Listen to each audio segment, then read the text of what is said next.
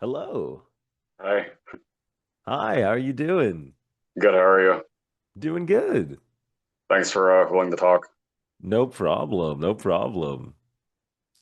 So I could just jump around before getting to panty stocking. Cool. Sounds good to me. How's your morning going so far? Oh, it's been good, pretty normal. You? Nice, nice, nice. Pretty normal. I just woke up and then got food and then hopped on call. That was basically it. A pretty boring morning, honestly. You and Josh still live together? Yeah, yeah, yeah. Okay, because I don't know if you know, but I've interviewed him twice. So Yeah, yeah, yeah, yeah. No, we still live together. so just to start off, what's the story about your first IMDb credit? That short film, Ruth. Oh, the first one? Oh, so that was when I was in college. I think that was sophomore year of college, and I think it was during summer break was when it was happening. But my college where I went to, we basically did like theater and film together. So we had all of those together. And so we were doing a short film, and my film teacher really enjoyed like my performances and stuff that I had shown them like from all of my time in theater class and all my time in like film. And so they were like, "Hey, do you want to play this character called Dr. Carter? I feel like they would fit you. They're a very well-educated man. They speak very properly, very plain. And I feel like you could play them on. I was like, sure, might as well. So then we drove out all the way to like this little farm area and we shot the whole entire film there. I basically had to get like a 1920s kind of cut. I had to like shave off my dreads that I had at the time, just have like a nice little buzz cut, and then have like a part down this side to represent the 1920s style. But essentially, I go there and I tell the family that their mom and wife is not going to make it, and I try to operate on her and save her, but I'm not able to. But there's one scene where I where I basically have to pretend that I'm like, trying to help out and all of that. But then after the scene, it cuts and I just come out, I'm like fully bloody. My hands are just bloody. My whole entire attire is bloody. I look like I killed somebody. And I know that I have a picture of it on my Instagram somewhere if people want to find it because I was like, this is probably the most bloody I'll ever look ever in my life. Unless I murder someone, which I won't murder someone. I won't kill. But that's basically the story of like my first IMDb credit. It was it was a fun time, and it was also my first union credit as well. That was my first one that I ever did of like a union film. Are you SAG eligible then, or are you in SAG? I am SAG eligible. Yep, yep. Okay. I'm not in SAG yet, but I think I have one more project left, and then I will have to join the union. Is there any aspiration for you to move to LA too? Well, I already have residency in LA, so I just basically fly back and forth between like Texas and LA. So I just Oh, go, so I'll be like, okay, if I need to record in LA, I'm going to LA and I'm going to stay there for a while. If I need to record in Texas, all right, I'm going to go to Texas and stay there for a while. I go back and forth between the two places just okay. because the work is in those two places. So I'm like, well, I need to have a place to stay in both of these areas. Do you still have any affinity for live action work too, or is it just all Oh, voiceover at this point? I sure do. I really do miss doing live action stuff. It's just that I haven't really found any that have intrigued me. Cause like Mhm. sometimes I'm very picky about stuff I want to audition for, where I'll read it and I'll be like, okay, is this a stereotype? Because I don't want to be a stereotype. That's why Dr. Carter I was happy with because I was like, oh great, this is not playing like a gangster or something like that. I'm like, this is awesome. But I definitely would want to go back to that world again, especially theater. I miss doing theater because that's where I started out. I started doing theater sophomore year of high school and then did that all the way up until the pandemic happened. And then when the pandemic happened, of course, everything shut down. So I couldn't do theater or film anymore. But that led me to voiceover. So, Was it easier for you to take to anime dubbing, considering like having theater experience too, or Eh, I don't know, because like ADR, the main thing with ADR is that it's a lot harder because you're essentially doing three things at once. You're Mhm. essentially having to read the script, you're having to watch the video, and you're also having to act at the same time. And people think it's really easy. People clown on it and they're like, "Oh, it's so easy. I could do that." I'm like, "Okay, hop in the booth, try it out." And then when people hop in the booth, they're like,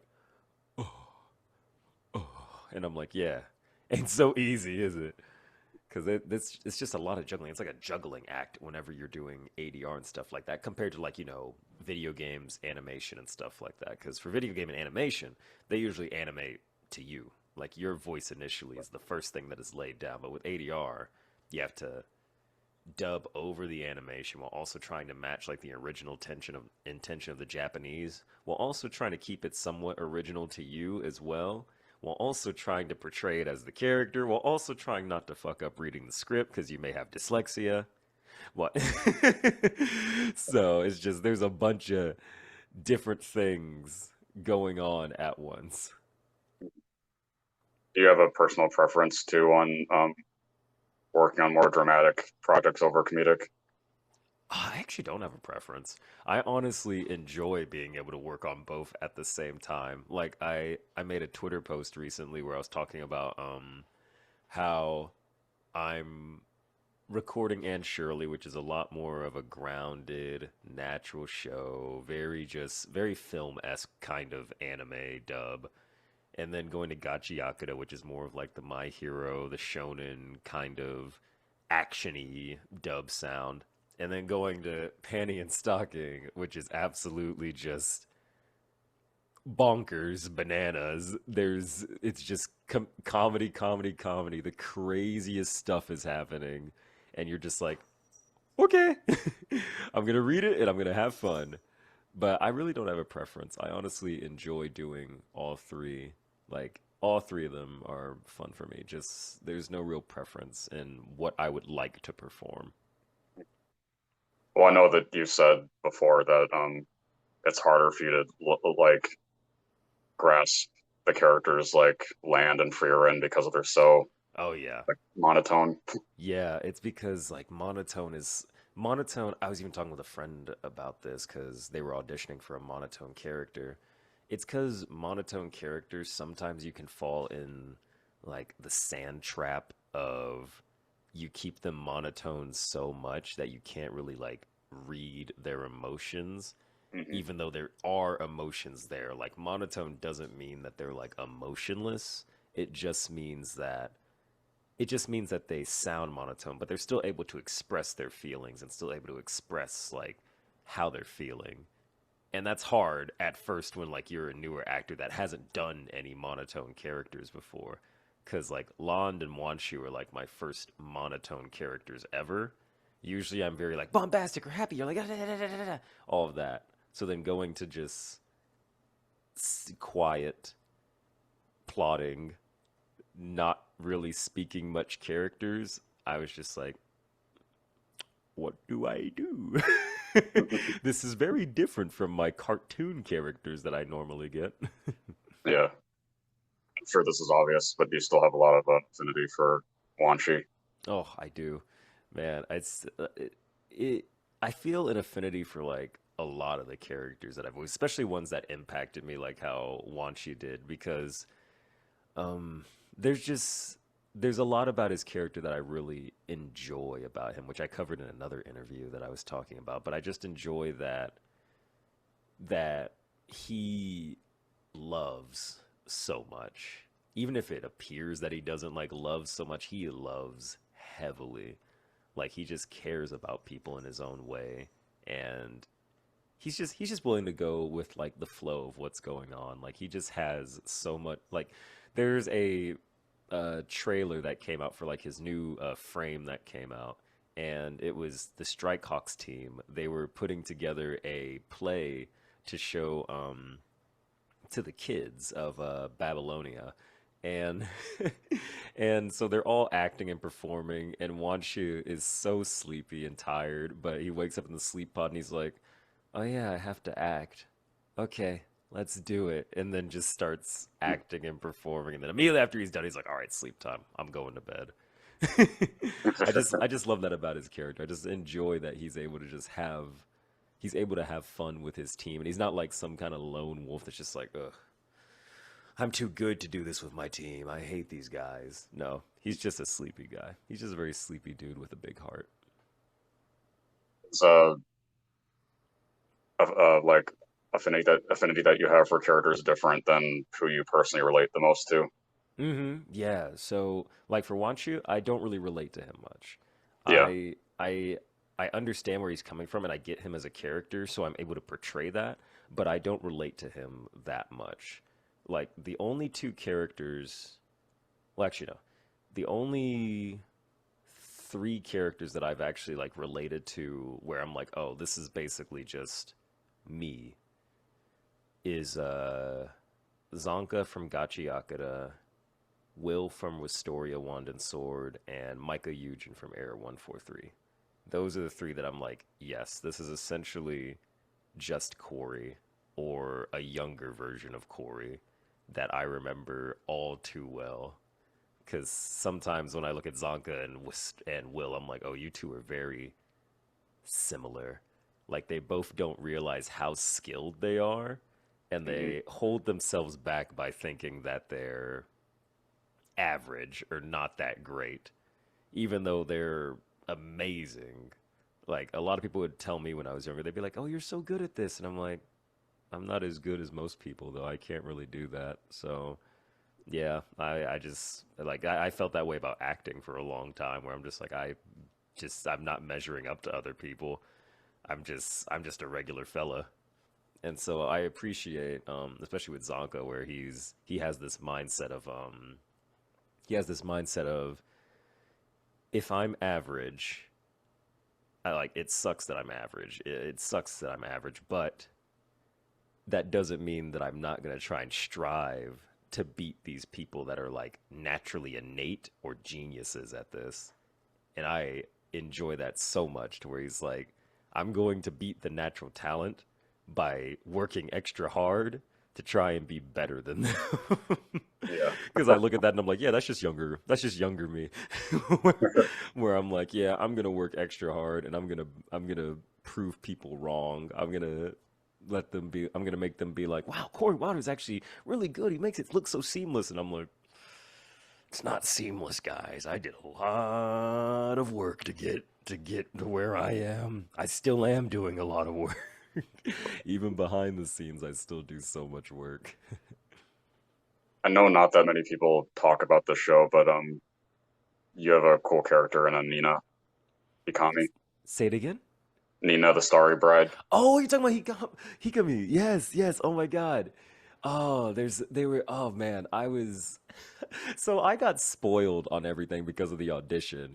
Because when I got the audition, at first I was like, did they mean to send? Because they usually never send me like feminine characters to audition for.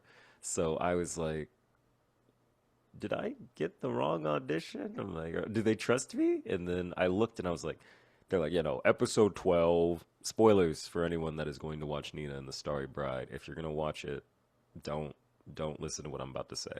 Um, but episode 12, they're like episode 11 through 12. They're like, yeah. So secretly, Hikami's a boy, and I'm like, and they're like, yeah, he dies at the end. Well, dies at the end, and then comes back and is working with Set. And I was like, oh.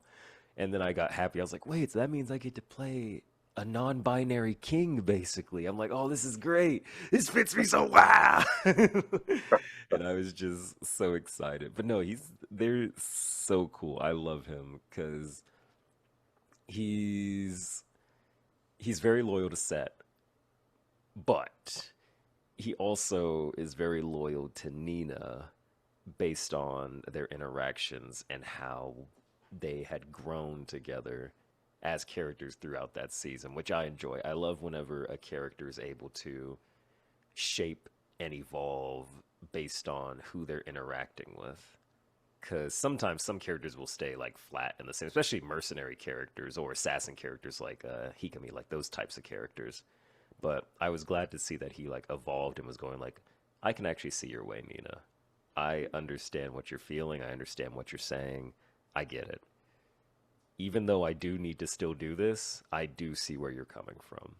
And I love characters that are like more three-dimensional like that, you know, not just like super flat, super one way where they're like there's only black and white.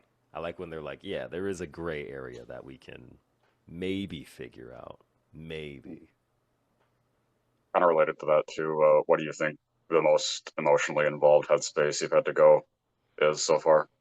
Mm, so far I'd have to say Will and Wistoria.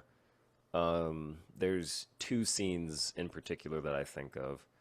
The first scene that I think of is the one in episode 2 when he's fighting Edward, and essentially he comes to the conclusion that he either he has to fight in order to get to where Elfaria is. Like he said, he's like, I'm scared of Edward. Like I'm scared that I will lose, that he will beat me, and that I will be kicked out of the academy and never be able to come back to Elfaria. And he's like, everything in my body is basically telling me to run, but I'm not going to run. I'm going to fight for this girl that I love, this girl that I really, really adore and admire, even if I'm scared of what could happen to me or what this ending, what this, what the end scenario of this battle could be.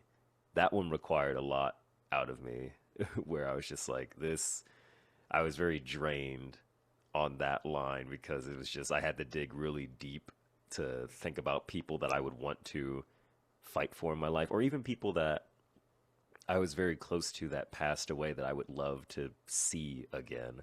I would dig deep for inspiration from those feelings in my heart. And then the second scene that I would say was another one is the breakdown scene in episode 12 with Sion when they're fighting the Duke. And the spoilers again for episode 12 of Wistoria. If you're going to watch Wistoria, don't listen to this part. Just skip like maybe a couple seconds. But episode 12, episode 11. That's what it is, episode 11. Episode 11, his goggles break, and he is distraught because those are the goggles that Elfaria gave him. And they're one of the few things that he has. Well, actually, no, not even the few things. It's one of the only things that he has of Elfaria. He doesn't have anything else. That is literally the only thing he has of Elfaria. And so those broke. They're shattered on the ground, and he's just distraught. Like he is just unable to operate. He is just done. And so a little bit into the fight, he tells Sion to punch him and to punch him to like snap out of it because he's scared. Like he's his the goggles are broken. He's like, I can't do anything. I don't have anything holding me to Elfaria anymore. Anything that is a gift from her. All I really have is like the memories of Elfaria now, rather than this object that she gave me and entrusted to me to protect. Now it's broken. And that just required digging really, really deep into a lot of self-confidence issues that I had in the past, to where I felt very lonely and just incapable of changing any of the bad scenarios that were like just happening in my life. And I just had to dig really deep into just those past traumas and then try and bring that out so it could be on the screen, which is a lot of acting. I tell people, I'm like, if you're too scared to rip your heart out and then put it on display for people to like see, then you probably don't want to do acting. Right. Because there's going to be a lot of that. There's a lot of having to dig really deep and just putting all of you out there for people to see, which makes it rewarding whenever people are like, I love this scene or I love this character because they make me feel this way. Like it's the most rewarding thing to me with acting. Like, yeah, the money is good. I do like money, but I really enjoy seeing that the moments that I voice have touched somebody and they it gives them a feeling and they're like, "Oh, they're just like me." Or, "Oh, this character feels so real. They don't feel like they're just a picture on the screen. They feel like they're an actual person." That's my favorite thing to see. Like I love seeing whenever that happens. Yeah, it's like for me too, because I just turned 28, but it's always cool to talk to other people that are in my age range but are already like very accomplished in voiceover like Mhm. yourself. So Oh, thank you. yeah, I still think I'm a little fella. Even with everything that happens, I'm like, I'm just a little guy. I'm like, I'm still a little guy. so with Panty and Stocking, was there like a special story with that audition coming up, or was it pretty general? Uh, it was pretty general. I think in my case, there was a special something that was going on. So, what had happened is that my girlfriend had watched Panty and Stocking before, and so she saw the trailer for Polyurethane and Polyester come out, and she had messaged me just out of the blue, going like, "Oh, I could imagine you voicing the blue one, polyester." And I was like, oh, I was like, that'd be so cool, but I don't think I'm gonna get auditions for Panty and Stocking. So cut maybe like 4 months later, I think. Maybe I think it was 4 months later from that trailer. And I'm just checking my emails because, I got to check my emails sometimes to see if any auditions have come through and then clear out my spam, et cetera, et cetera.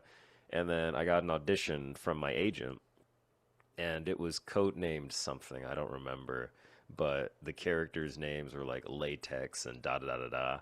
And I was like, oh, okay, cool. Let me see what this is. And I clicked it, and then all I see is just a big old picture of polyester, and I'm like, wait.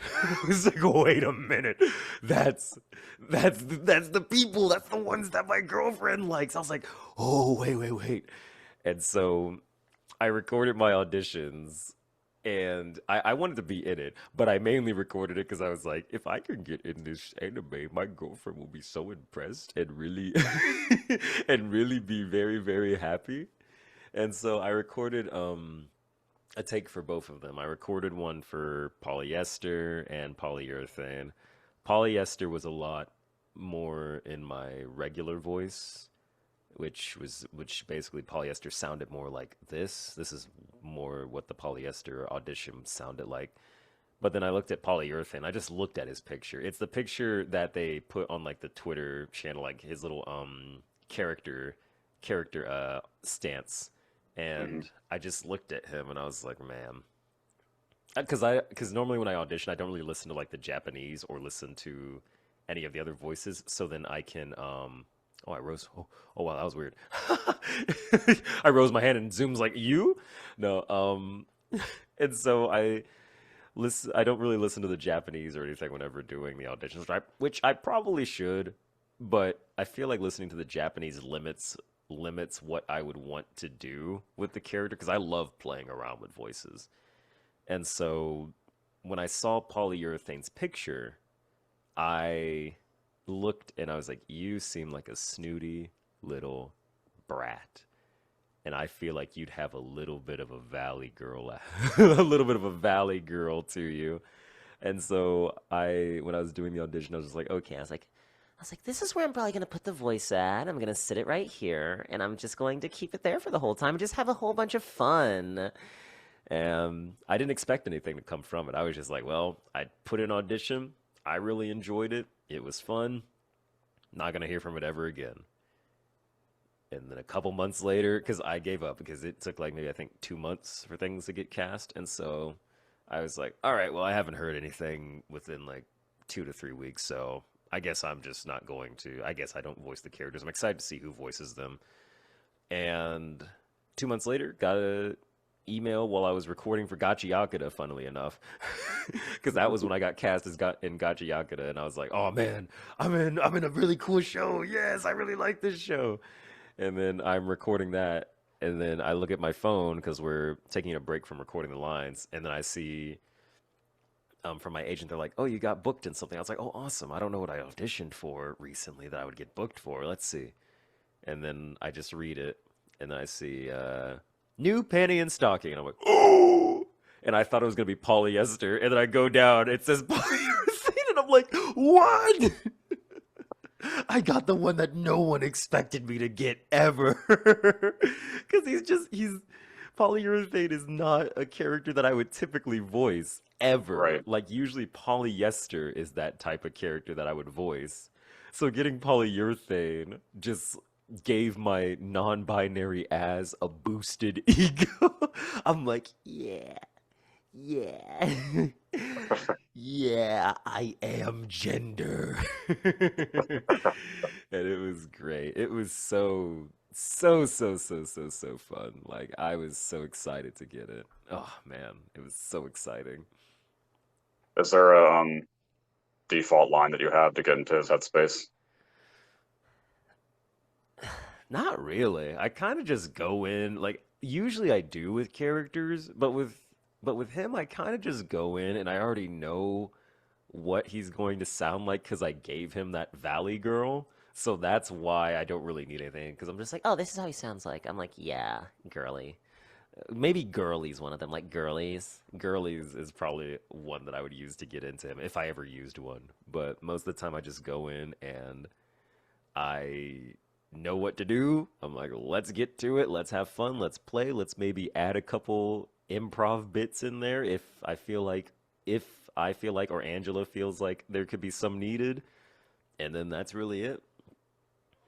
Was all of the like Gen Z TikTok slang, was that all like part of the script? Some of it was there was some of them were the what the hell he was that one was a part of the script that one was already in there, which is funny if you actually go to the best way to see like which ones are the improv lines and which ones are not as much of the improv lines is if you watch it on Prime and then you turn on the English subtitles because they're not closed caption subtitles. They're just English subtitles. They're basically translating what the Japanese is saying or attempting Yeah. to roughly translate it. And if you watch that, then you'll see which lines are the ones that are the improv bits that have been changed. Because the waiter they dead ass, that one was me. I did that one. That was one that and the bitch after repent or perish. That one I added in because I was like, I don't want to just say repent or perish. I want to curse. I'm like, can we add a bitch at the end of that? And so I thought that would be fun. But the waiter they dead ass and there's a couple other ones. Oh yeah, the see you later fam. Bye. That one was me as well. And then the bye bye.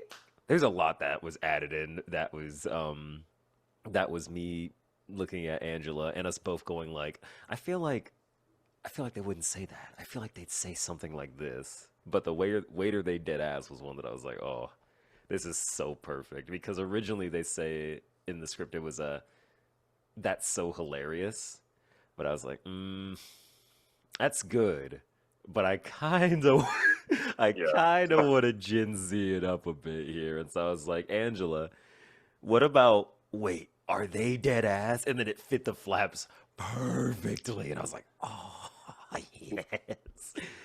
Like it's so fun getting to collaborate on stuff like that. Like I was so happy that they allowed me to do collaboration and basically like help write some of the lines and stuff. It was so fun. So fun. I take it that with him, it's more of just playing a character versus being able to relate to anything. Yeah, for him it's a lot more of playing a character. Of course there are things that I do try to relate to him with because a lot of the characters that I voice, I usually look at it like this. And this is because of a teacher that I took a class with. Her name is Andrea Toyas. And I look at them more like, okay, I don't relate to them, but what would have to happen to me, Corey Wilder, in order to be like this character? So then I think of it more of like it's an alternate version of myself rather than like some characters like Zanka or Micah or Will, who I'm like, oh yeah, no, that's pretty similar to how I am. But with Polly, I usually just go like, all right, let's have a fun time. This is Looney Tunes. Let's fucking go. Because I grew up a lot on the era of cartoons back in like 2000s, like on Cartoon Network and stuff like that. And so looking at the style, I'm like, even though it's not a kid's show at all, the way that it's animated and the way that things are played out, I'm like, this is very, very reminiscent of like that 2000s style, like that early 2000s style. I'm like, this is literally just like, it reminds me so much of Powerpuff Girls in a way. Like it reminds me a lot of Powerpuff Girls in a way, which is fun because I grew up off of that. That's one of my favorite. That was one of my favorite shows to watch, like with Dexter's Laboratory and Samurai Jack, Codename Kids Next Door, Ed, Edd n Eddy, etc., etc., etc. So I was like, oh, this is awesome. This is so fun. I'm basically voicing in a cartoon, even though it is an anime. It is a cartoon. I'm counting it as a cartoon. Did you think when you saw their transformation Oh my scene? gosh. What's funny is that everyone was so flabbergasted by the stripping and everything. I was not flabbergasted by that. I was flabbergasted by how smooth the transition from the toony style to the anime style was. Cause it was so smooth. Cause I love animation. I adore animation so heavily. And I was so enamored by it that when the episode came out, like a couple days ago, I literally found it on YouTube, slowed it down as slow as I could get it, and I just watched the transition from with the hands, and I was like, where are you doing your sneaky little cuts at? I know they're here, and then I figured out where they were. For polyurethane, it's when he blinks and when he kisses. That's where his are. For polyester, I actually don't. Actually, it's when his hair flips. His hair flips is where that part happens. But I was very flabbergasted by that. The stripping, I was like, okay. I was like, this is Panty and Stocking. I expect as much. They're hot. I expect as much. I expected this to happen. But the transition, I was like, whoa, this is crazy. Because not even Panty and Stocking had a transition like that, where they transition from like the toony style to their anime style whenever they're transforming. It's kind of more so they're already in their anime style, and then they just go whoosh. Yeah, But with them, they were like, and I'm like, oh, what the fuck? That's so smooth. Like it was insane. I loved their transformation though. I'm Hmm. sure you've seen already like across the internet that people are really loving your guys' performances and Yes. everything. I literally been messaging Hunter back and forth, just like they're so nice to us, and we even talked about we Cosplaying. yeah, we talked about cosplaying them, but we even talked about we were talking I found a fan art of I'm trying to describe it. I found a fan art of like polyurethane holding up this phone, and on the sides it's like the lion and the monkey memes where the monkeys are like just looking Oh like that yeah, very smugly. And there was one that polyurethane was holding up, and it was a drawing of Panty and Stocking as the lions, and then polyester and polyurethane as the monkeys going like rage baiting you. yeah. And I remember messaging Hunter afterwards. I was like, polyurethane and polyester would 100% be the type of people to probably like unironically buy a Labubu. And then we started talking about like, what if they make polyurethane and polyester Labubus? What are we gonna do? It's such a funny conversation. Me and Hunter get along way too well. Like we're both Gen Zers, so when we got to voice these characters, we're like, oh, this is how we talk. Well, to a certain point, they're a lot more extreme with their Gen Z lingo. Yeah, I'm more so of a like person. I say like a shit ton. That's more so where mine stems from. But when I was playing polyurethane, I thought of my friend Nia because she is the Gen Z lingoer of all time. She's like dead ass, high key, low key, dude, like are you fucking, I'm gonna kill myself. And I'm like, ah, great. I'm just gonna steal everything from you, Nia. You're gonna be my word bank. And when I go to record for Polyurethane, I'm gonna use you as the example. I did have a line from his introduction. If I put it in chat, if you could read it. Uh-huh. Go on ahead. I love this line. It's so I didn't understand it at first when it was in the trailers, but now I get it. So it's like we're low key the new thing. New Gen Angels. It's so funny is that I didn't understand when they were like saying New Gen Angel. I thought more so like, you know, I thought more so like robot kind of stuff. Like maybe they're like a new production of Angel that came Oh out. yeah, But then when I started recording for them, I was like, "Oh, they're the new generation of angels. Gotcha, gotcha. Okay, okay." Which is just silly because even in the audition, they didn't really mention any of the Gen Z stuff in the audition. I oh, kind of just went ham with what they had and just had fun. Like I even added just like, "Oh my God, did you like do this?" and stuff like that, which I think probably helped out my audition because I was already leaning in the right direction of what they wanted.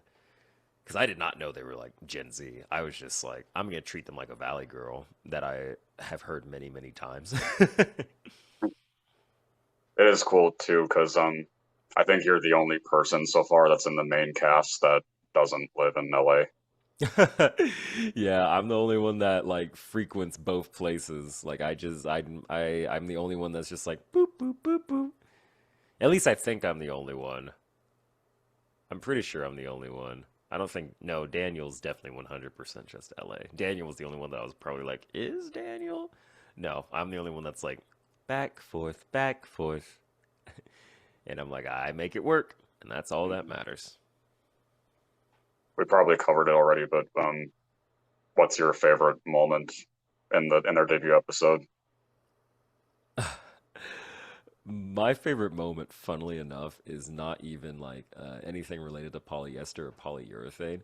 My favorite, well, actually, no, there is one moment that is related to both of them, but my favorite moments are mainly like the way lines are read. So I, I sent a video to Daniel the other day because I could not stop stimming his "Oh hell nah" that he says in this episode when the giant demon ball is forming. He's like, "Oh hell nah, that thing's a demon ball, dang!" And I'm Yeah, like, I don't know why. It was just it tickled my brain. I was like, I'm stimming this so much, and I sent a video. I was like, Daniel, I can't stop saying this line. I don't know what kind of voodoo, what kind of witchcraft you put in here, but I just cannot stop saying it, and it's so funny. And then today, um, Krista announced that she was the voice of a gunsmith oh, bitch, bitch, yeah, and I commented under their post being like, "Yes, I loved you so much because I because I loved their line of I live here. This is my freaking house, buddy." yeah.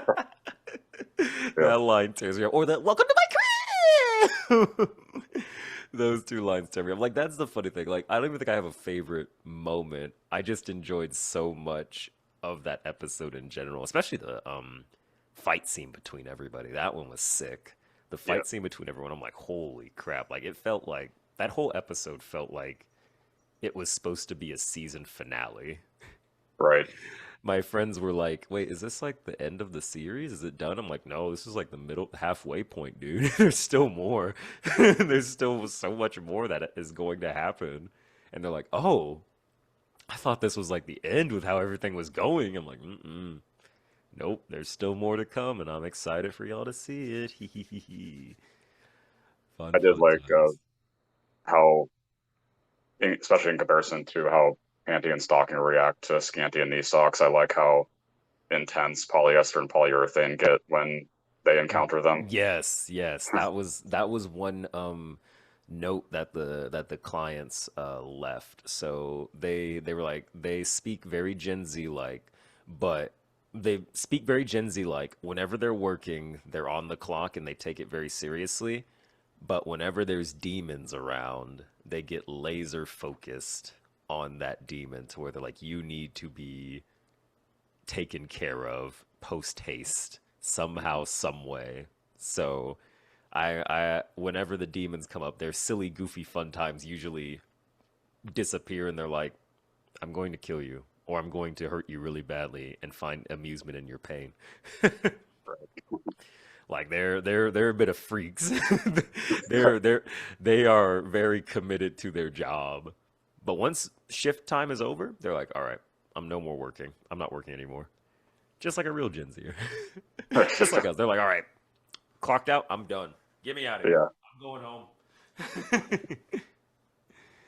Is there something that you want to say to the fan base for the series? Yeah, no, I honestly just want to say thank you guys. Like me and Hunter have been so overwhelmed by like all of the art and all of the like good praises that you've been sending, because honestly for me, I don't know about Hunter, I was worried. I was like, I don't know if people are gonna like what I do for Polyurethane. I don't know if they're gonna like enjoy it or if they're going to ridicule it. I'm not sure, but so far like all of the responses have been just very positive, and it means a lot because you guys are just such weirdos. And I love weirdos because I'm a weirdo too. I'm one of the biggest weirdos that most people know. And I think that that's good. I think that it's fun to be able to express yourself and just be able to live in your weirdness, because some people have this idea of wanting to be normal, which I understand if you want to like blend in and stuff like that, but I feel like everyone should have their own quirks and be quirked up, as my girlfriend would say. But thank you guys. Like, I really appreciate it, and I honestly can't wait for you guys to see what else we have recorded. I think you'll really enjoy it.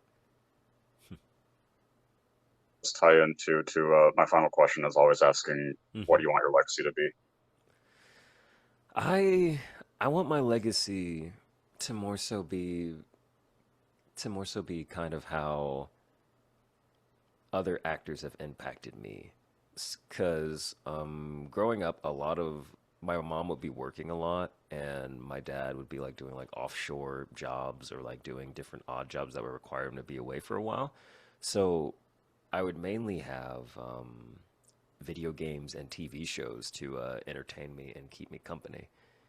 And I would just escape into those worlds, like these different shows, these different games, and just be able to forget about stuff. Like if I'm feeling sad, I could just turn on this and just watch that and feel safe and feel like I and feel fun and just have a great time. And that's honestly what I would want my legacy to be. Not even that of like remembering Corey Wilder, but more so just remembering the works that are created. I would want it to be that somebody looks back fondly on something that I voice, and they're like, yeah, watching that helped me get through a lot of tough times in my life. It made me feel safe, protected, and it just made me laugh. It made me smile. It made me cry. It just made me forget about everything in my life. That's how I would want my legacy to be. I don't really want to be I don't really want to be, and I've said this so many times, I really don't want to be like a celebrity like how most people are, because I don't know, that lifestyle doesn't really fit me or fit what I would want to do. I just want to tell stories, and I just want to give people something to look forward to. That's more so what I would want to do. So, legacy, that's what I would want. Well, thank you. I'm glad that we got to talk so quickly after the episode came out. Of course, no problem. Luckily, my day was free today, so I was like, "Yeah, I can Yeah, do." I was like, "I can do these days if that works." yeah. I can send it to you once I have it up too.